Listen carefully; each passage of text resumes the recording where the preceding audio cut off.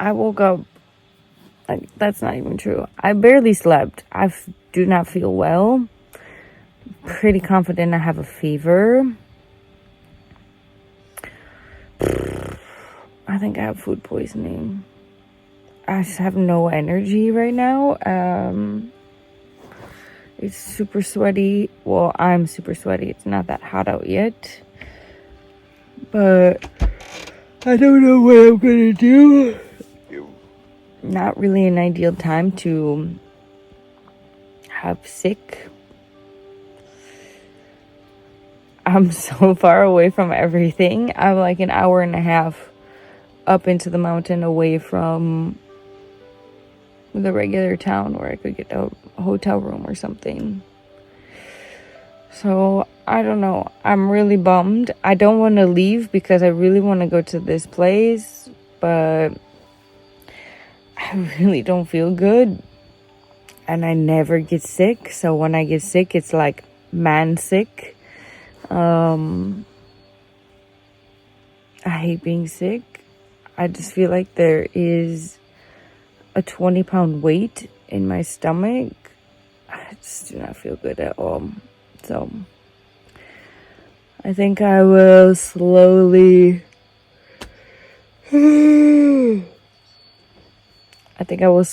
take down the camper. Driving while you don't feel good probably has to be the worst things on the planet. I feel like I'm gonna throw up.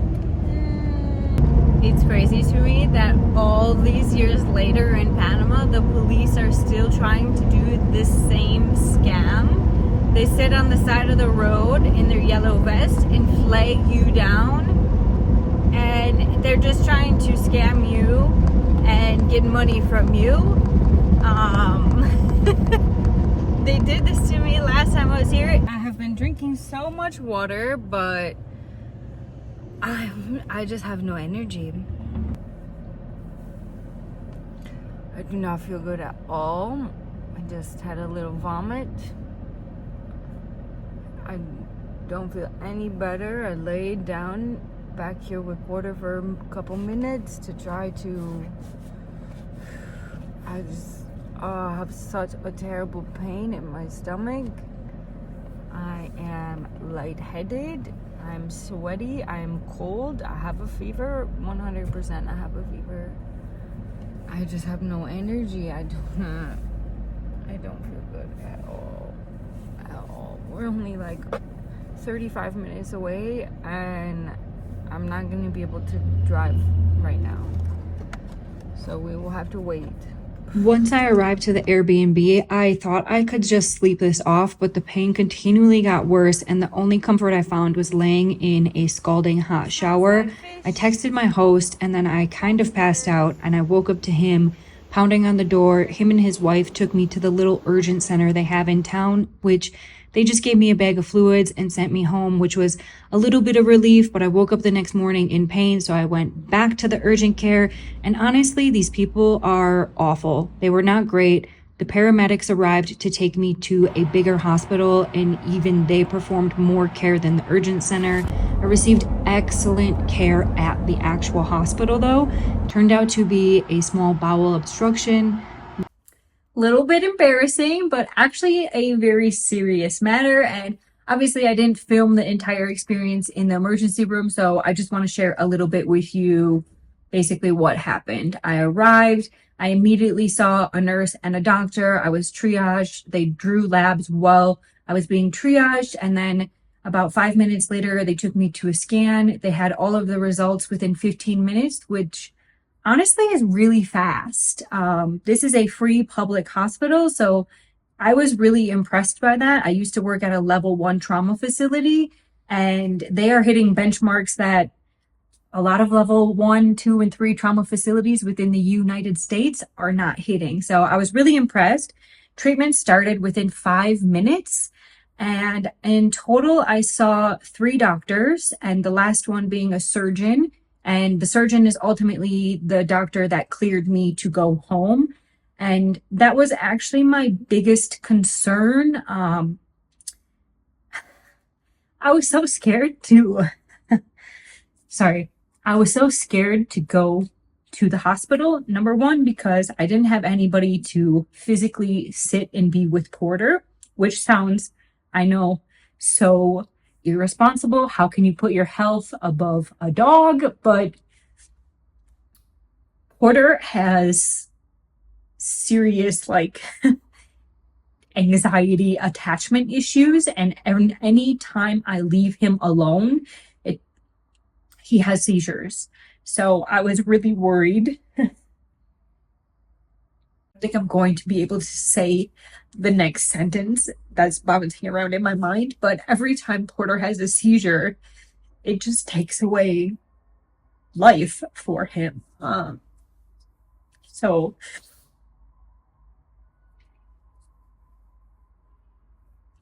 sorry, I must have had something in my eye there to make me cry like a baby. So yeah, a few reasons I was scared to go to the hospital alone. Obviously, number one, Porter. Two, not really being alone, but I knew that if something was seriously wrong, that I might need to have surgery. And not that I wouldn't be willing to have surgery in a foreign country. I don't really care about that. That just goes back to Porter being alone for a longer period of time. And my friends that are cycling were about 3 hours away, so they wouldn't be able to come and stay with Porter until the next day. And then the last reason is probably the worst reason, and that's because at the time I didn't know that everything was free. Even taking an ambulance ride to the hospital, I didn't say anything out loud, but in my mind I was thinking, oh my God, this is going to cost me like $3,000, because in the United States, it's so expensive to take an ambulance, and how much money is this emergency room going to be? And nothing, $0. And the care was excellent at the hospital. I saw 3 doctors, nurses. I got medication, treatment, x-rays. They sent me home with 3 prescriptions. They arranged a taxi driver to take me all the way back to the apartment, because it's a 40-minute drive each way. So the ambulance ride was 40 minutes there. And the taxi driver was so kind. He stopped at the pharmacy on the way home so I could get things. And yeah, all in all, just a really great experience. And this is what Porter was like when I got home.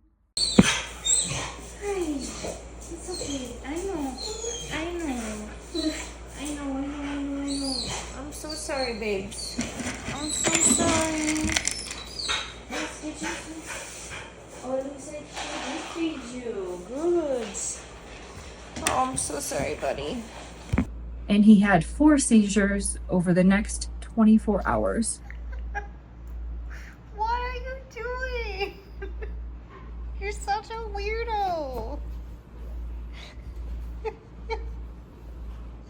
Why are you such a goofball? After spending 2 days in bed, getting a lot of rest and a lot of fluids, I needed some air and some sunshine, so Porter and I went to the beach for about 15 minutes. Still the same exact beach it was 5 years ago. Gerald and I hung out at these little palapas. There were driftwood, tons of trash. We walked all the way over to these rocks. Same. This is where everything rinses up. Whoa, now it's like heaps. It's like collecting with the driftwood. So strange. I have a day of tasks. We're doing laundry. This is all laundry that I've done. There's still more in the wash, more in the trunk. Look at this silly goose.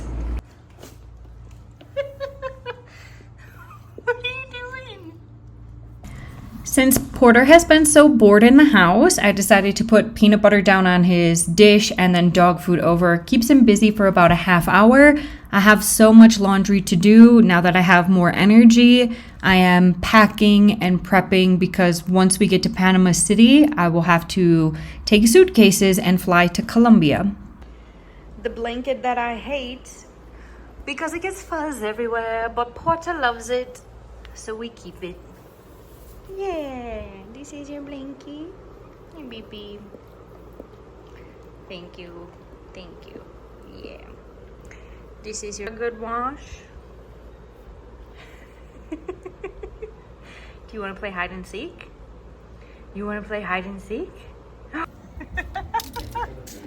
He came in to say hello.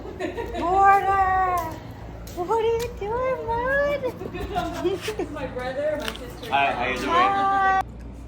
Ooh, we are in Panama City. Excited to be here. This is just like one step closer to shipping the truck. Yeah, we just checked in. This is our Airbnb. Bedroom, TV, kitchenette, and bathroom. Porter's already making friends. Oh, let me just gather my thoughts for a second. I have VIP parking because I'm so large.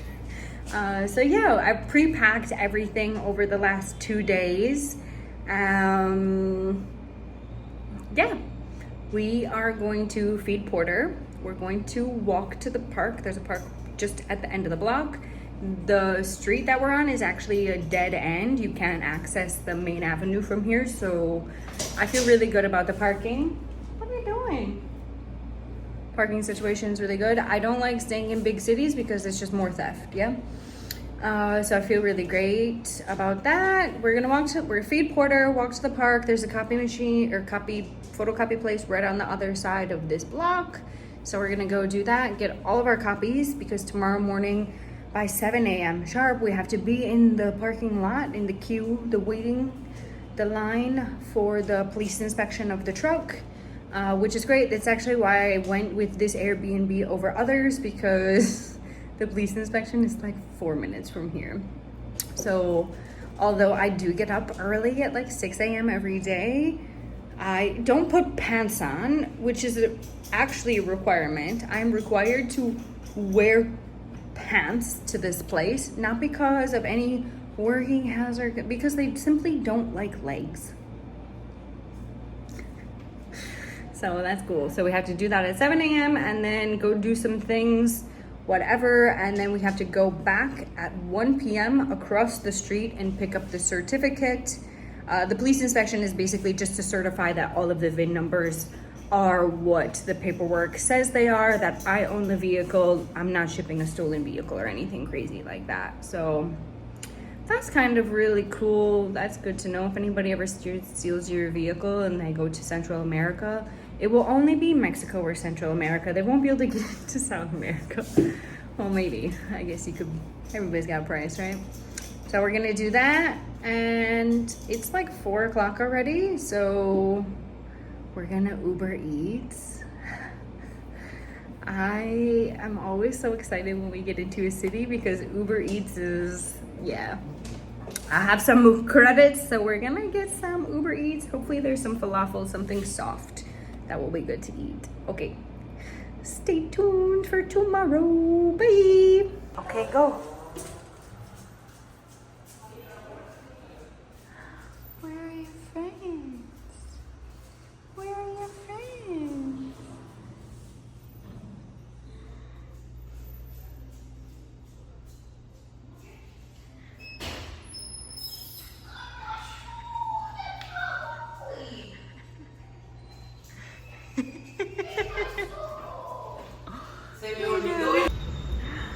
Good job.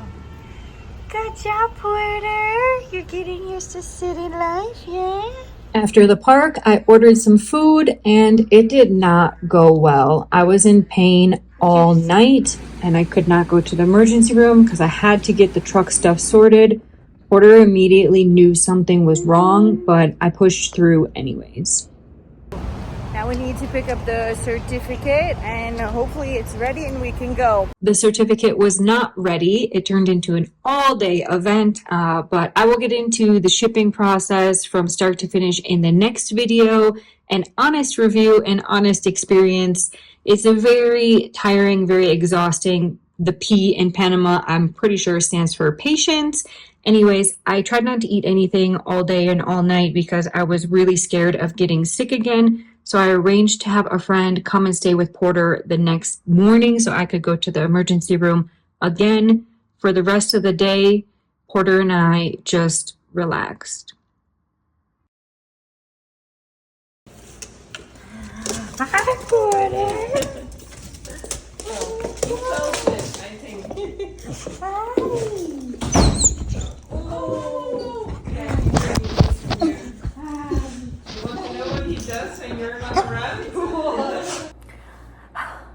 All right, patient zero back to the Airbnb. I'm so forever grateful for the friends that I made in Guatemala. They are cycling from, I think, Mexico to Panama, and then from here they're selling their bikes and traveling a little bit differently. But Laura was able to come over and stay with Porter this morning so I could go to the emergency room. That is like trip number 3 or 4. So updates between now and the last few days. So it's been 11 days total since I had the symptoms starting. I went to the ER within the first 36 hours 2 times, ambulance ride to the higher care facility, medication treatment, sent home. Over the next 7-8 days, I felt great. I felt fine. I had so much energy. I was eating soup, mashed potatoes, macaroni and cheese, ice cream, Oreos in milk, yogurt, all very soft, easy processing foods. And then 2 days ago, I made mashed potatoes, a little bit more mashed potatoes and less like soup. And that did not, I was in pain for 8 hours. Yesterday I had soup, and then I had a little, like half a container of a tiny ice cream. Different brand of ice cream than what I had been previously eating, and same thing, 8 hours of pain. So I just cannot keep living in pain. I figured it's just, we have to ship the truck to Colombia in 5 days. So let's just get to the emergency room, do some more testing, get a follow-up scan, see what they say. So I had her come over and sit with Porter so I could go and do that. I went to a private hospital this time, so it was kind of expensive. So $561.97. So that was $100 for the urgent consult, $117 for the chest and abdomen and pelvis x-ray, which is GE, and the little sticker on it said, it made in Milwaukee, Wisconsin. And then they did, the labs are the most expensive part, $344.69 for labs. 18 different labs, and they're all roughly $20 a piece. So yeah, all of the labs were normal, no infection. So the doctor sent me home with 5 medications. I'm not entirely thrilled, and I'm not disappointed, because I definitely wanted some type of medication to help relieve pain. So he sent me home with, number 1, an antibiotic to take for the next 3 days. However, the pharmacy did not have it, and it's a Sunday, so like everything is closed. So I will grab that tomorrow when I have to go do truck stuff.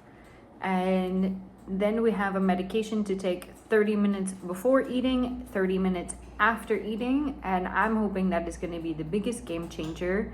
And then he also gave me pain medication to take for the next 5 days. That is enough medication to get me to Colombia pain-free, I'm hoping. And then he gave me a medication to take for the next 30 days. It's basically a probiotic. So, not that I want to talk about brown matter, but when they flush your system, it definitely changes the entire biodome of your intestines. So that could really be the discomfort and distension that I'm feeling every time I'm eating. So number 1, avoid milk and milk derivatives. That was his instruction. So there goes my ice cream. So when I run errands tomorrow, I will see if I can find some sort of sorbet or popsicles, something. Coconut milk I think will be fine, so I will substitute coconut milk and just do just some pasta, coconut milk, curry, turmeric, and something different. I can't eat soup every day for the next month. And if I am taking all of this and I still am getting pain, then I need to follow up with the GI. He did not want to do a CT with IV contrast in the emergency room, just because number one, it would be really expensive, and not that that's really a factor, but if all of this medication doesn't help me over the next days, then it is better to have the GI determine the next steps. I'm hoping the medication will help me achieve that and get me to Colombia. Whoops. And then get me to Colombia, and once I'm in Colombia, I can go to Bogota. Porter and I will already be staying there for 1 month, so I can for sure find an excellent GI physician to do all of this follow-up care with, and I will probably do it no matter what, just to be honest. So yeah, I just took some medication, boiling some water to have my dinner of champions, soup and Pedialyte. Bon appetit. Porter has a pig foot. This poor boy, I'm hoping that he is okay. He acts super tough. She's like, oh my God, he was so calm. He just laid on the bed the whole time. But as soon as I come back, he's whining and whining. He's full of anxiety. So I hope he doesn't have seizures now, because I feel so bad for him when that happens. Okay, I got to get some work done. I'm gonna edit some YouTube videos for you.